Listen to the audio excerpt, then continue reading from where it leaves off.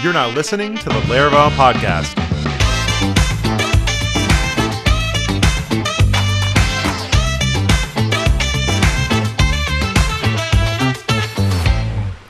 All right, hey everybody, welcome back to the Laravel podcast season. God, what season is this? Season 6.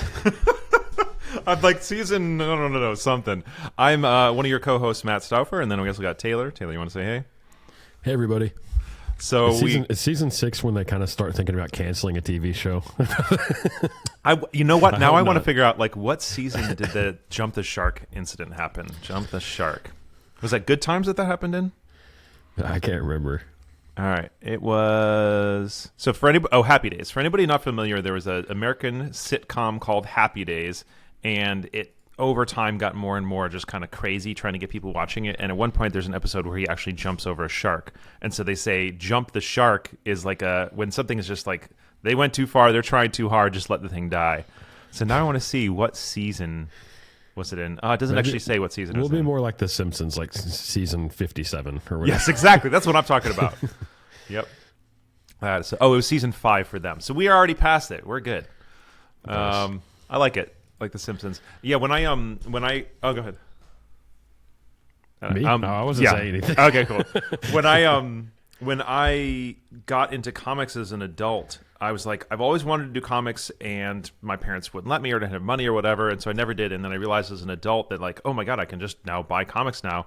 And I bought this Marvel Unlimited subscription where for like $80 a year you can access like the whole back catalog on the internet. And I was like, great, I'm going to get started with Spider-Man. And it was like volume 192 or something. I was like, how the hell do I catch up with this? But I was able to find they did this thing called, it was the alternate universe. Do you know what? I don't know if you follow any of that stuff. Not super deep. Mm-hmm. I mean, I know it's like a vast amount of material, you know. Yeah, they one of the things they did, I think, in the 90s was they did like a alternate universe that I think is where Miles Morales is from, and I think it's called the Ultimate Universe, and they like rebooted everybody in that universe and told the stories a little bit differently. And so I was like, cool, this is a more manageable kind of subset. So I still haven't read almost any of the comics from the normal people except for Black Panther, but like I read through all I think it's Ultimate, but whatever that was, and that was kind of fun. And there's like, they did things a little different. Like Miles Morales is a little different. Tony Stark, his dad experimented him in a certain way that ended up in basically like intelligence / AI being in every cell of his entire body. And then they kind of, I don't know, it's kind of like they're like, let's tell a new story versus just retelling the same Iron Man, Captain America, whatever stories we've told a million times. Yeah. So I guess we're supposed to be talking about code here, huh? Okay. So we have a queue of questions that people have asked for us, and every single time we get to talking, I say, hey, what's new and what's in the queue? And one of the things I found was there's a whole bunch of items on the queue that all are related to how you and I run our businesses and how we're productive and any regrets we have. And so I figured let's kind of pick those up for this one. So one of the things that I think that is kind of like the biggest deal that everyone was asking is, what is the day in the life of Taylor at Laravel? And so I think let's just start with that one. Like today, and I've asked this over the years, but I feel like your role at Laravel has changed over the years too. So what do you actually do on a daily basis? And obviously you're the what is it called? The BDFL, the Benevolent Dictator for Life, but you're also running a company, right? So like, what do you think of your role as the company as being, and like kind of what kind of stuff do you do?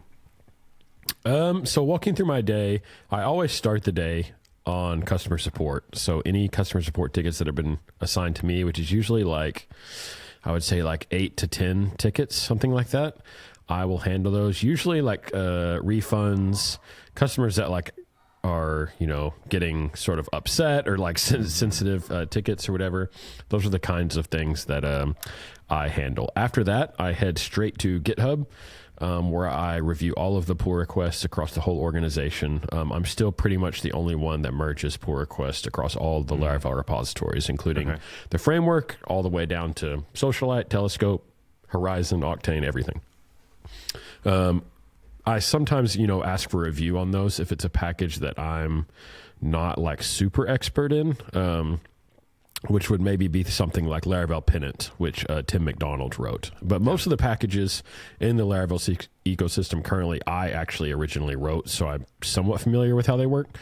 Yeah. So I manage all of that. We get probably, I don't know, it can range anywhere from 10 to 25 pull requests a day across the ecosystem that I kind of need to manage. And of course, a lot of them are super quick, but a few of them end up being multi-day sort of endeavors or even multi-week explorations of whether this feature is needed or not. After that, I sort of review whatever's in my queue from the Laravel team. So if James needs me to review something on Forge or Joe needs me to review something on Vapor, I'll do that either on GitHub, or if it's a post on Basecamp where they're sort of pitching a feature or a problem we're having, I'll review that, respond to all of those. Once all of that is done, which is probably going to be like almost 11 o'clock, I would say, I'm sort of free to work on whatever I want to work on. And sometimes that's busier than others. You know, sometimes like right now, I need to review a new package we have coming up at Laracon Australia called Laravel Pulse. Not going to dig too much into the details of what that is because I don't want to spoil it. But, you know, just reviewing that code base is kind of what I have on my plate right now. But, you know, that just varies. And I do think my role at Laravel has changed a lot over the years from more like used to be more like hardcore coder all day to more like curator, editor, refiner, sort of like I don't know, like the chef that does sort of the final inspection on the way out the door, I guess you would say. But of course still write a fair amount of code too, like Folio and Volt were sort of prototyped out by me, and then Nuno and I collaborated on Volt. So yeah, that's kind of honestly a day in the life of Taylor at Laravel. That's pretty much what goes on. Okay. So it's interesting to me, like the thing that you mentioned about like, you know, you still merge all the pull requests. Because I think one of the things that people often say when they're talking about running a company is, you know, I just went to a conference for people who own digital agencies, whether it's doing programming or whatever. And they're like, you need to get out of the day-to-day, right? You want your hands out of the pie or whatever. In some ways, you've said that you are, right? You're not the one originating everything. But in some ways... and there was one of the speakers there who's like, I know that people who run this conference are going to say I'm terrible, but he's like, one of the things that I want as an owner of business is to keep the business being the things that I still want to do and the ways I still want to be involved in it. And he's like, so what I've done is I hired a CEO to run the thing so that I can still come up with fun little experiments. And he's like, it's her job, and I know this is not what you do, but it's like it's her job to take all my experiments and decide how to make money with them. He's like, but I want to make experiments. That's what I like, and I don't want to be like, now I can't do what I like because that's not what business owners do, you know? So obviously that's not exactly what you're saying here, but you have obviously built space for yourself to innovate and to create and to continue to be involved in a way that I think that it would be hard for you for the Taylor ecosystem, or for the Laravel ecosystem to be Taylor, and for there to be stuff out there where you're like, I don't know if I actually agree with that. So I have this very small microcosm of that with Valet, because we got to the point where I'm like, I need somebody who knows this particular subsection of Valet better than me to be the one who decides, you know, so I'll ask, you know, Chris, you know, Dr. Byte or somebody else like, well, you know, hey, you know WordPress better than I do. Is this particular request to the WordPress thing better? But in the end, that still kind of runs through me, so I can still feel like I own the decisions that are made there. So that's like an interesting balance. It's like you're delegating responsibility for reviewing a particular thing, but the buck still stops with you. Is that kind of how you look at it? Yeah, I think so. And I do the same thing. Like I'll reach out to... you know, there's a person in the Laravel community, Tobias, that's really knowledgeable about databases. So recently we had a database PR. This was only maybe 2 or 3 weeks ago. Had a database PR. Wasn't super sure about it, so reached out to him, you know, on Twitter DMs and asked him to take a look at it. He kind of looked at it and said, yeah, it looks okay to me. So yeah, I still reach out to people like that. Yeah. But the reason I still merge every pull request is just to, one, you know, make sure we're only maintaining the things I want to maintain, and that the framework is staying sort of focused and not too bloated. But then also to make sure that Laravel is sort of internally consistent stylistically, so that all the code is sort of basically how I would have written it, more or less. Because if it's not, I'll pull down the pull request and like tweak it to be how I would have written it, so that the entire code base and most of the packages feel sort of like they were written by the same person, and has this consistency when you're reading through it, which I think is helpful if you're trying to work on the code base. It all sort of has the same style. It has, things are named sort of similarly. The variables are named in the same way. Everything just works together. Yeah. So I think if I was letting a team of people manage pull requests, the framework would start to feel really disjointed pretty quickly, actually. That's a great point. And you've talked often about the things that kind of like drive you to like how to make an API, and Laravel has a lot of incredible benefits, but one of them that we don't always talk about but always benefit from is it just works, right? Like you try a new thing and you're like, well, I understand the ethos of how the database driver works, and so if I have to hit the cache driver for the first time, it's probably going to be very similar, and so you can kind of intuit things. If you learned one, you can intuit that another one's probably going to work relatively similarly. So yeah, and I think that's, I mean, this is semi-related, but one of the benefits of Laravel, I think, is just how cohesive it is, which creates that it just works together feeling. And I think that, for example, comparing to like the JavaScript ecosystem, I think it's very different and hard to replicate in JavaScript where, for example, in Laravel, let's say you have an event listener that listens to an event and you don't want it to execute until the end of the current database transaction and you want it to be queued. So you put the should queue interface on it. You put after commit on the event listener so that this thing is queued and it's only executed after the current database transaction finished. That takes an interaction of like 3 big libraries, the database library, the event library, the queue library, all working together. And that sort of cohesiveness just doesn't happen in like the JavaScript ecosystem because your database library and your event library and your queue library are all going to be separate. They're all going to be written by different people. They're not going to have that same cohesive feel. Yeah. And I think that's part of what makes Laravel so nice to work with, honestly. Yeah. And one of the nice things that I like about how Laravel does that is, now granted that Laravel does rely on the Illuminate, or not on the Illuminate, but it relies on Symfony classes. It's got its own internal classes, and it relies on third-party packages as well. But when it does that, the majority of time, it's putting them all in front of a Laravel flavored thing. So like you may not be writing, because if someone heard what you just said and didn't know, they might be like, oh, but aren't you duplicating code that other packages have written? It's like, no, because it's also relying on these other packages from people outside the Laravel ecosystem. But all of them have a face in front of them, an API in front of them that is consistent across all of them. So we're getting those things normalized. And, no shade to Symfony, but often when I'm like having to reach down into the Symfony component, I'm like, get this, set that, or whatever. And I'm like, I'm very grateful for the fact that my day-to-day work with the console commands or whatever else is not actually the direct Symfony thing, but it's these really nice APIs on top of it. Right, yeah. And pretty much everything in Laravel except for the HTTP request and the console is sort of custom. Mm-hmm. HTTP and console are really the only big Symfony things that we leverage. Everything else like auth, database, queues, events, all of that is custom written. Yeah. And it's not as if you couldn't write those two in Laravel. It's just sort of like, why do it when there's already a good one out there? Yeah. Okay, so continuing to talk a little bit about running the business of Laravel. One of the questions we got was about managing a remote team effectively. And I know that you and I both manage remote teams, but kind of different styles. So we got questions like, how do you handle stand-ups? How do you handle assigning people's works and shaping the features they're going to do and keeping people accountable in communication? So could you kind of like walk us through a little bit what your remote team setup looks like? Yeah, so we primarily use two tools, Slack and Basecamp. Slack, of course, for everyday sort of quick communication and stuff, and Basecamp for sort of what we call check-ins and work cycle announcements, and I'll explain both of those things. But basically every month in Basecamp, I write up a document of what we're going to work on that month. So like some people do it in 6-week sprints, 5-week sprints, whatever. I just do it by month. So like actually this week, pretty much I'm going to be writing up what we're going to work on in November, and I'll assign it to people. And really that's usually not too hard because like James Brooks works on Forge, Joe works on Vapor, Nuno also kind of works on Vapor. Dries works on quite a bit of open source stuff. So we've sort of slotted into these roles, and they're not totally static. Like Joe could definitely work on Forge, and other people could work on Vapor. But that's just kind of how the cards have fell.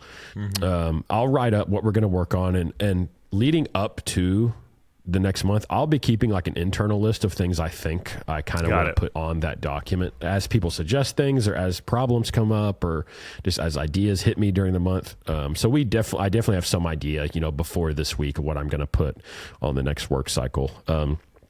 I'll write all that up. I'll also ask for feedback from the team on anything they think we need to address next month. And then I'll post that out on Basecamp, and everyone sort of is free to work on their assigned task in pretty much whatever order they want to work on them in.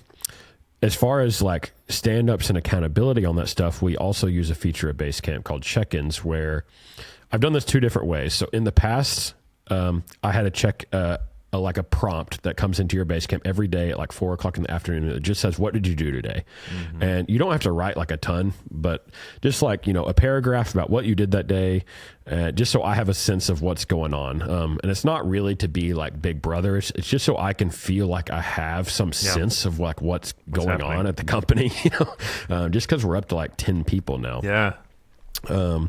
So that's how I used to do it, but I've transitioned to a new system, and I'm not totally sold on if I like it or not. But on Monday, we ask, what do you plan to work on this week in the morning? Yeah. On Wednesday afternoon, we ask, how are your projects going this week? And on Friday, we ask something like, did you finish what you wanted to get done this week? I can't decide if I like that better than just asking what you did this day every day. I may honestly switch back to that, but that's sort of how we do so-called stand-ups or whatever. We don't have like any Zoom calls or any synchronous meetings as far as that goes. Okay. And I think, that's kind of like how things go. I don't know if there's much else to say as far as how we schedule and do work.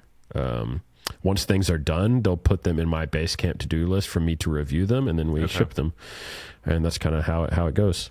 Nice.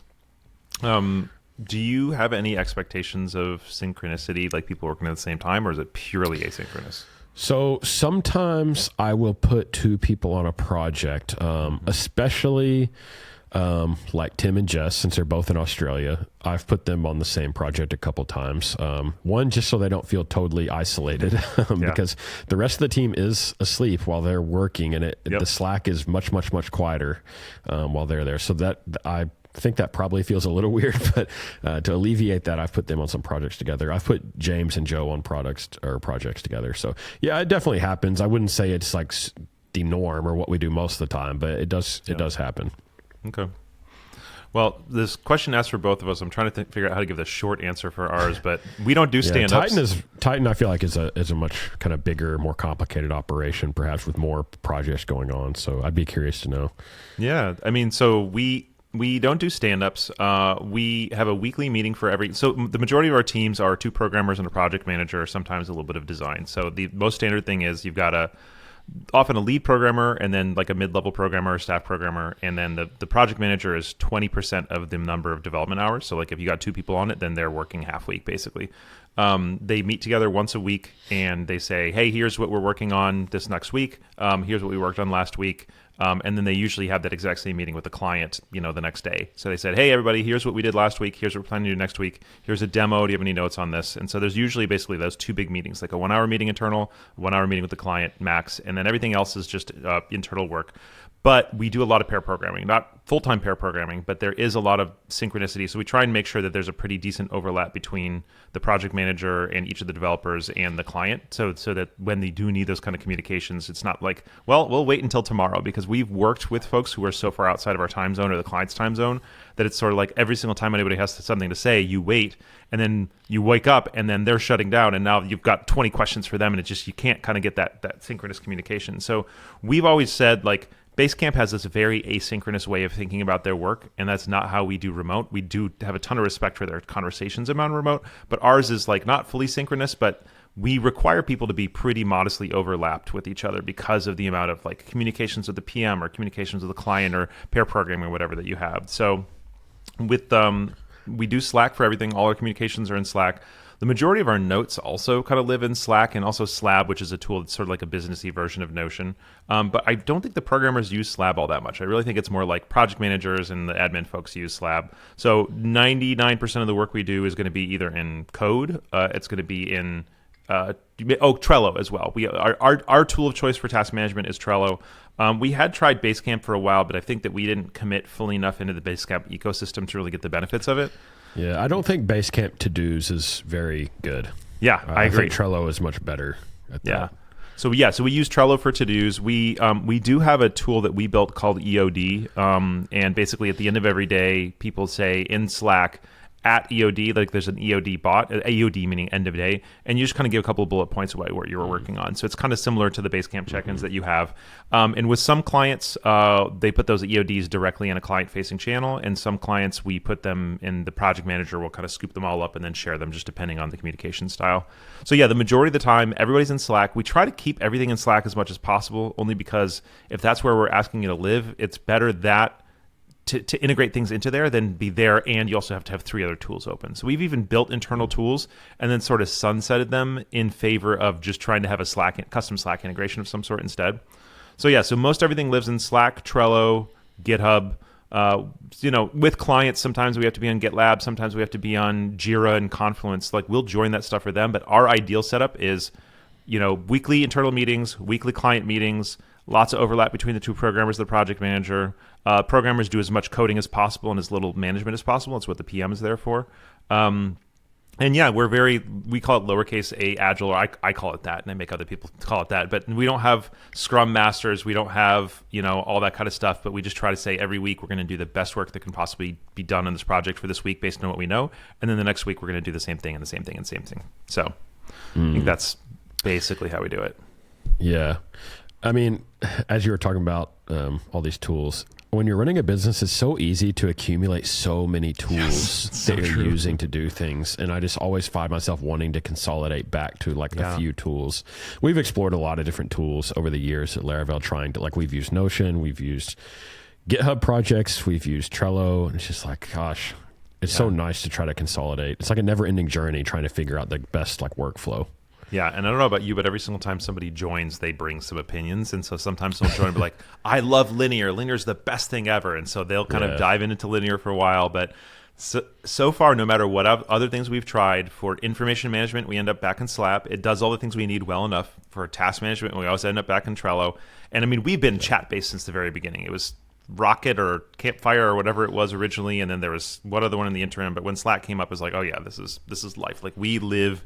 That's when the new Slack update came out. I was so nervous. I was like, our whole company is founded around Slack. Interactions in Slack, groups in Slack, connections to Slack. So it didn't break it too much for me, but yeah. Yeah, I don't mind the new Slack update, but I have seen a lot of drama about that. Yeah. I mean, just talking about Trello makes me want to go back to Trello, honestly, because I personally use Trello for Laravel 11 and Laravel 11 planning. So I keep track of all breaking changes that have been made in Laravel 11 in Trello. I keep track of all new features. Nice. And this is something that just I can see for my own personal benefit. When I go write the Laravel 11 docs, I have a good list of everything that's happened. I love Trello for task management, but I feel so if I start using Trello for task management and stop using Basecamp to-dos, now I'm only using Basecamp for check-ins, which is why am I using all of Basecamp just for check-ins? Which is why I started building Beep, which was just check-ins as a product only. So I don't know what to do, because I'm with you. I love Trello for task management and what people are working on and what we need to review, all of that. I think it's awesome at that. I mean, one of the things when you were building Beep that I thought of is, remember what I said was when we build internal tools that require people to go log into them, they're just much less likely to be used. So I was like, Beep with a Slack integration. Yeah, once a day. Have Slack. Yeah, Beep the app DMs you and says, hey, what's your answer? And you type it, and then it just stays in a database. And then, of course, you as the admin can go look somewhere outside of Slack. But now people don't have to log into Basecamp at all. They can just have Trello for their tasks and Slack for everything else. Yeah, it would have to have Slack integration. Totally agree with that. Yeah. Put that on the Beep backlog. Yep, I'm compelled. So speaking of which, one of the questions that people brought up was, how is Taylor so productive? And you have talked a little bit about you knock these things out. I don't even feel like I'm that productive. I feel like I could be much more productive. I agree with the questioner that you get an incredible amount done running a company, employing people, responding to GitHub issues, stuff like that, and then also creating stuff. It does feel like your thing earlier when you're talking about how your day works gave the answer a little bit, is because you have this very structured thing that leaves space for creativity, whereas I think a lot of us just spend the whole day being beholden to our email. I'm guessing once you're done with your morning, you don't go back and check GitHub issues again, right? You don't go back and check your to-do list again. You're mainly cool, I'll do that again tomorrow morning, but now it's my me time. Is that true? Yeah, or? pretty much. Yeah, that's pretty much true, I think. As far as productivity goes, I think I'm productive in a different way than I used to be, which sometimes makes me uncomfortable. Like to me, back in, let's say 2014, really 2015, 2016, back when I first started working full time on Laravel, to me, a productive day was typing on the keyboard code 8 hours a day. Working on Forge, or back then Envoy maybe, or Spark. And that felt like a really productive day. And I was the only employee at the company. We hadn't even hired Mohammed yet, who was our first employee. So of course I was the one coding everything. But now with like 10 people in the company, it's just rare that I'm like coding all day. I'm doing a lot of different stuff. Like I said, curating, reviewing, writing, emailing, which I guess is productive. I'm not sure I'm totally happy with that feeling productive because it's not the same. But at the same time, like these people work here, like they have to work on something. Like it would be smart of me to delegate these tasks to them so that we can get even more done, rather than it just being me. So I don't know, like I'm still not totally used to that. And I may be feeling that more because I personally don't have some big secret project that I'm working on every day, because Laravel Pulse was originally sort of formulated. The idea for it was formulated by me. But Jess and Tim have been working on it pretty much the whole time. Got it. And I've been giving feedback here and there, but honestly, not that much feedback. So yeah, we are kind of doing the traditional Laravel secret project, have something in the pipeline, but I'm not the one coding everything. I don't know. It's a weird feeling that I'm still trying to get used to, and I'm not totally sure I like it, to be honest, but, we'll see, you know. I don't know. Maybe we're going to get you a CEO one of these days so you can just sit and come up with fun projects then. Yeah. Yeah, maybe so. I mean, maybe that would be fun, to kind of just take all of that off my plate and go back to being just a coder the whole time. Yeah. Okay. So we should probably start wrapping soon, but there was two questions here that I feel like I couldn't not bring up because I feel like they're spicy. The first one is, do you have any regrets in Laravel, and do I have any regrets in Tighten?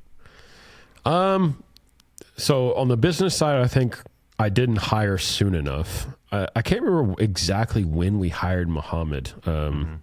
It was like 2016, 2017, but I'd been working, I think, full-time on Laravel for almost a year before I hired someone. And I put off hiring a little bit too long, mainly because I was scared that, you know, I had been the main one to work on Laravel this whole time. If I bring on someone else, what if the framework gets messed up? What if they mess something else up? But that really didn't happen. And, you know, bringing on Mohammed was a big productivity boost and help for the company. So I would have done that sooner, looking back. And I generally still feel like we're kind of understaffed, honestly, for the amount of stuff we're working on. On the framework side, like the open source side, I think being distracted by the opinions of people who don't even use the framework over the years, which doesn't happen much anymore over the past few years. But again, back in like 2014 through 2016, it felt like there was this whole crew of PHP developers in the community that were very vocal about why they didn't like Laravel and what they think Laravel would do differently. And there was a part of me that thought, well, maybe if I make these changes in Laravel or add these things to Laravel, these people will also love Laravel and become Laravel evangelists, and they'll finally like it. And it was the hoop always moved, you know, like we put one thing in Laravel. Well, I don't like this. Maybe if this changes, I'll use it then, or maybe then we add that, and then it just moves a little bit further. Like, you know, the carrot on a stick moves a little bit further away. And it was all just kind of a waste of time instead of just focusing on what made Laravel unique and productive and fun to use, and just focusing on that. Which we've done, I think, the last, several years. We don't really, we kind of focused on our core audience, and like Adam at Tailwind calls it, you know, playing for your fans.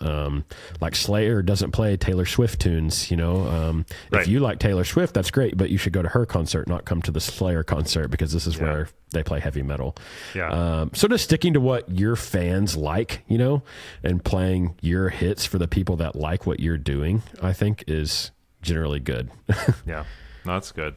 And I was just talking with some folks yesterday who are trying to learn more about the Laravel community, and they were asking, like, you know, what is the future of Laravel's growth? And one of the things I said was, like, I think that we've done a really effective job of getting the people who are actually looking for what Laravel offers, getting them to be aware of it within our world. And I was like, the answer is not now to get more market share in the PHP community and try to convince more PHP people to like us. Like, the people who are sitting here shitting on Laravel are gonna keep doing that. Yeah, I think that job is honestly kind of done. Like, I mean, I think Laravel has been successful in PHP and has sort of become the main framework thing for most new projects. Which is great. But yeah, I totally agree. I don't feel compelled to like win over non-Laravel PHP people at this point. I mean, we're 12 years in, like if it's not your thing by now, like it's not going to be your thing. Yeah. And that's what I said. I was like, what's to be done is what we've seen a little bit of happening lately, which is people outside of the Laravel and PHP ecosystem getting rid of some of their anti-PHP hatred and just saying, oh, regardless of what I think about PHP, this Laravel thing is really kind of amazing and productive. And I was like, more of that, more of the JavaScript famous people or CSS famous people or Ruby famous people going, wow, Laravel, okay, that kind of thing. So, yeah. And do you see, I mean, there's a lot of PHP in the world that has been written years ago. Yeah. And maybe their teams already know PHP and they want to modernize their code base, and it makes sense to stay on PHP because this is what all our programmers know, and we're going to move to Laravel. I think is just the natural choice for a lot of companies. So I think a lot of people come into the Laravel ecosystem that way these days, and will continue to do so, honestly, as their applications continue to age and they need to upgrade and stuff like that. We have that all the time. I would say the number of clients that we have that are on a hand-rolled vanilla PHP system and either come to us and saying, hey, can you write this in Laravel? Or more often, hey, we knew Laravel was the thing. We started rewriting it in Laravel, and we need your help doing it right. Like, they already made the decision. They already taught themselves Laravel. They already came in, but they're like, we got stuck here, or we weren't sure what to do. Not even like we don't know how to do this in Laravel, but we're not sure like the idiomatic Laravel way, the way we're supposed to do it. And so we come in and we basically like help them get set up in the Laravel world, but they already made the decision. They already knew about Laravel. They already decided Laravel. That's already been set, So. My biggest regret in Tighten was not being involved in the nitty-gritty of running the company earlier. One of the things that when Dan and I started the company together was he was a little bit tired of keeping up on tech, and I was a little bit tired of selling to people. I was just like, I'd been a freelancer. I was like, I don't want to do this anymore. So I went head down on tech, and he went head down on running the company, which is the right decision. But I think that once we got bigger, probably 10 plus people, I think the appropriate thing for me to do, because I'm a very good delegator, was to delegate some of the leadership in the technical space earlier than I did. Like I've done a great job of delegating it now. Keith Damiani is effectively acting as a CTO. He's director of engineering. But I did that later than I should have. And what I should have done was delegate that earlier and get involved in contracts and finances and business development, all that stuff earlier than I did. And I only really dug into that stuff over the last year and a half. And I feel so much better with my role in the company and my relationship with Dan and everything like that now that I feel like I know everything that's going on. I know how bookkeeping works. I know how our contracting processes work. I'm involved in every aspect of business development. Dan took a sabbatical, and I just ran the company when Dan took a sabbatical, and it felt fine. And that's something where for the first 10 years of the company, I was just sort of like, all I do is tech, la, la, la, la, right? And so if I didn't like how something was going, I wouldn't be like, I know what's happening, and this is the issue. I'd be like, Dan, can you handle this? And I mean, he was the same way for me for a technical perspective. So it's not like I was unevenly burdening him, but I think it's from me knowing what I want from the company. I think my relationship with the company would have been much better had I gotten involved at that kind of like really nitty gritty level a lot earlier. And I thought that wasn't my type of thing. I thought, oh, well, I'm not a sales guy. Turns out I love sales. I love talking to people who have a problem and figuring out how we can solve it for them, or figuring out if they should go somewhere else. I'm like, oh, I actually really like this. So I just needed to give myself that space. So that's my biggest regret. Yeah, that's interesting. What do you think would have been better if you would have been involved? Just you would have had a better sense of what's going on at the company. What would have actually been better? Yeah, I think I would have had a better sense, but also there have been times where I smelled something was off, and I just kind of said, well, Dan's not saying anything about this, so it's fine. And then later I'd be like, oh, I knew something was off, and I didn't say anything about it because I was just sticking my head in the sand being the CTO, So there was a time where our accountants were completely screwing anything over and needed to be fired. And I had a sense something was off, but I was just like, well, they're the accountants, and the accountants know things, right? So they're totally fine. And then once I actually dug into it, I was like, no, the accountants are shitting the bed. I'm sorry, I'm cussing so much this episode, everybody. Sorry.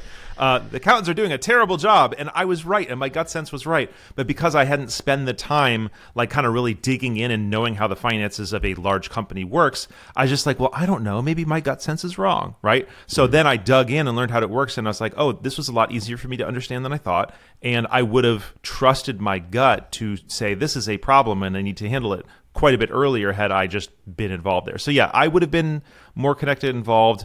I also think that, like, Dan and I have been shifting our responsibilities a lot over the last year, like as I took over as CEO and stuff like that. And I think the dynamics that led us to do that would have been apparent to me a lot earlier. And so it would have been a lot easier for us to figure out when it was time to make that shift. So, you know, and we just felt some pain and some friction as a result of it taking a while for me to kind of figure that all out. So in the end, we're good. But, like, I do think that had I realized that was what was needed earlier, I think a lot of friction, a lot of pain points, a lot of miscommunications, a lot of someone's doing one thing and should be doing something else would have been better served. But I do think that it was just one of those, like, I just drew a hard line in the sand where I don't do the business stuff. And I don't think that served me well, you know? Yeah, that's interesting. Which is very interesting to me because the last topic, the spicy one, is Laravel and marriage. And I put LOL next to this one in the card because I'm divorced. So I don't know if y'all want to be listening to me. But one of the funniest things about my marriage story was that, like, my ex and I both knew it wasn't working long before we got divorced. But because I was coming out of the church, I had been taught that the most important thing you do to protect your marriage is say divorce is never an option, period. Divorce is never an option. So no matter what went wrong, no matter how early it went wrong, I would go fingers in the ears, la, la, la, la, la. Divorce is not an option, so this problem is not a problem. Or this problem is fixable, right? No matter what, because we can't get divorced. So obviously we're going to be able to fix the thing. So I feel like I'm seeing I have a trend there of just sort of like in the past, I would just say, this can't be true, so I'm not even going to deal with it. Or this can't be on my plate, so I'm not even going to interact with it. And now I'm just kind of like, there's no such thing. There's no hard lines like that in life. Like sometimes you're going to have to take responsibility for something or experience a situation that you didn't want to have happen, and you just got to deal with that, you know? Yeah, and it's basically like confronting fear, you know. As long if you can maintain these sort of boundaries of things that are impossible or not options, it's easy to not be as scared by scarier options, you know. But sometimes scary options are, you know, like the most freeing at the end, even though they're hard to go down. They're hard roads to go down, but they end up being the most beneficial. Yeah, I'm not telling our listeners necessarily to do whatever, but you know, but sometimes I think we just put walls up to certain options and hide them in our mind as not being available options because they're scary and we don't know what's on the other side of that door, basically. Anyways. No, that's a great point. You prefer the comfortable, even if it's uncomfortable, but it's comfortable because you know what it is. At least I know. Like at least I have some sense of what my world will be like, you know, in that scenario.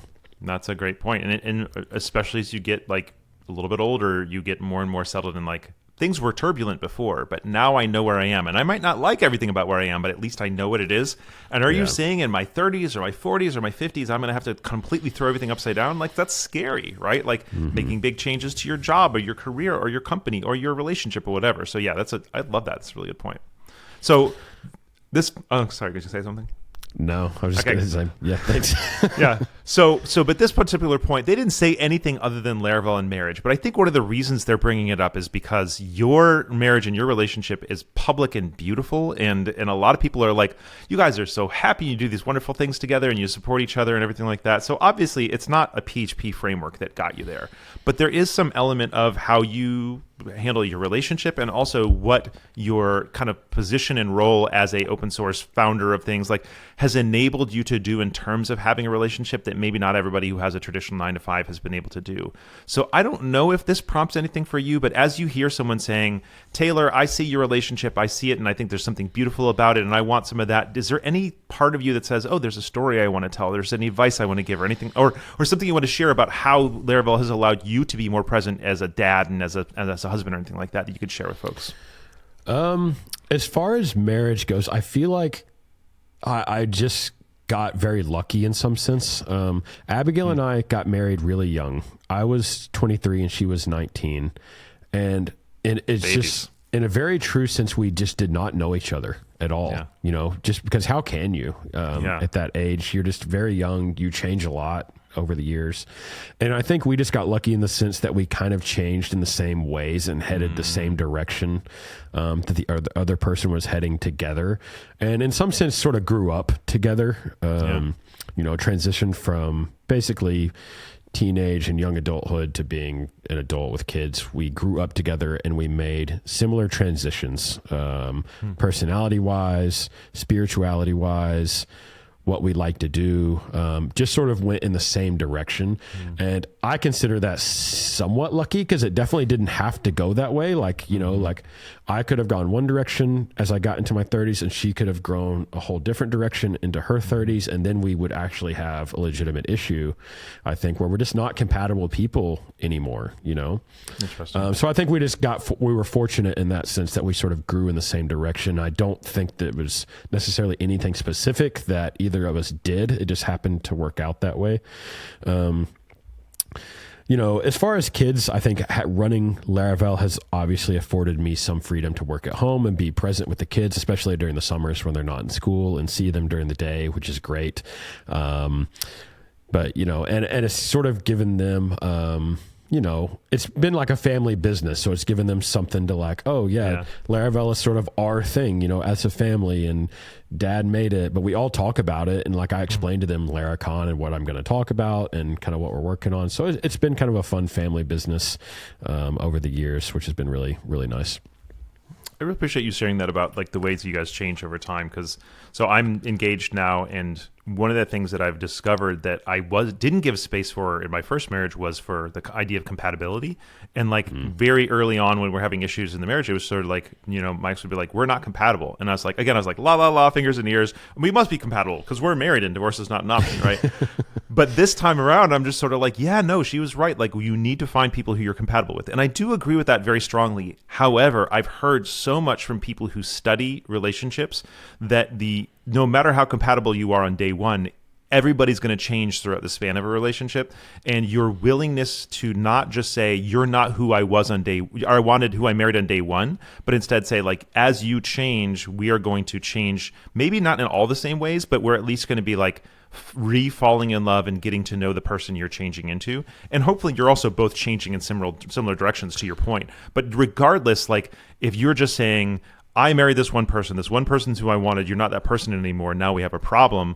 Even if you change in the same direction, you're being so stubborn and obstinate that you don't allow them to grow. And I forget who it is that did these studies, but there's a lot of studies that said that really is a determining factor of longevity. One of the determining factors of longevity relationship is how much you're willing to allow that person to grow and shift, and how much the two of you are actually in a trusting connection with each other, shifting together. And I've talked to several people I know who got divorced and said, and reflected and said, I changed in certain directions together with my partner in a way that I would not have if I were not in that partnership. And they're not saying that was a bad thing, but they're just reflecting on the fact that you can see it, that in order to try and make a good and healthy partnership, you kind of you follow together so that you guys can kind of move in that direction. So while you say lucky, and I'm sure there was luck there as well, I want to name that a lot of studies have shown that the work that you all did to grow together in those directions was a big factor of where you are today. So to other folks, it doesn't seem to just be about finding the perfect person or getting lucky. A lot of it has to do with how you handle those shifts that naturally happen over the span of a relationship and a lifetime, right? Yeah. Being able to communicate, being able to compromise on differences, are also hugely key, I think. Mm-hmm. Yeah. Well, I know we're over time, but whoever asked that question, thank you for giving us that moment to jump into it. Taylor, we're at 43 minutes, so I think I should cut us off. But is there anything else you wanted to chat about today before we cut? No, we're on the Laracon front. We have Laracon Australia coming up next month. We have Laracon Europe in February. We are still selecting speakers for Laracon Europe. So if you haven't submitted your talk proposal, go ahead and submit that on laracon.eu. We've already chosen 6 or 7 speakers, I think, that are up on the website, but we still have quite a few to select. So go ahead and do that. I think we're about 50% sold out on Laracon EU. Nice. Also, so if you are interested in getting a ticket, I would probably, start thinking about that in the next few weeks. Okay. And I'm very sad to say that Laracon AU is happening when I got my kids, and Laracon EU is happening when I'm getting married. So I'm not able to make either this year, but I've been to both in the past.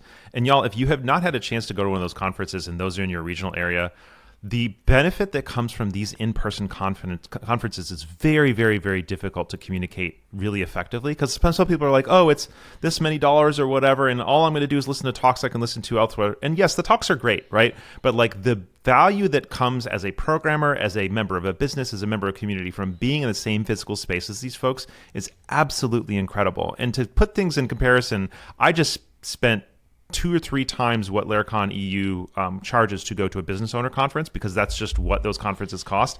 And I was really grateful in that moment for the work that the Taylor and the Laravel folks have kind of put in to try and kind of make these things affordable. So on the one hand, I know it feels very expensive. I remember the first conference I ever went to was LessCon, run by the less accounting folks. Alan Branch. Yeah. And I was like, and I had just gotten to know those guys, and I was like, guys, it's $1,000. I don't know if I can afford this. And they're like, Matt, they're like, this is 3 times cheaper than anything else in the industry. Trust me, it's going to be worth it. And the relationships I made at that conference are still following me today, are still impactful in who I know. You know, I met Josh, the guy behind that accounting tool. I met Robbie Russell behind Oh My Z Shell. I met all these people who I'm still like, you know, in really great relationship with, and people who've been really influential in my life. And that happens with every Laracon too. Like every time I go to Laracon, I make new connections. It happened this time. I've been to, I don't even know how many at this point.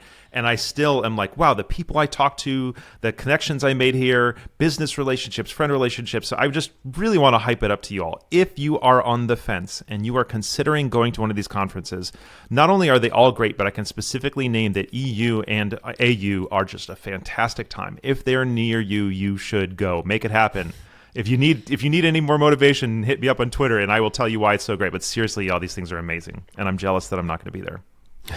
Yeah, we'll miss you. Yeah, well, thanks, congrats. dude. Thank you. Yeah, right. It's for good reasons. I can understand this. So, all right. Well, thank you all so much for hanging out with us on this episode 4 of season 6, where we did not jump the shark, but we did have some great conversations. And we will see you all next time. See ya.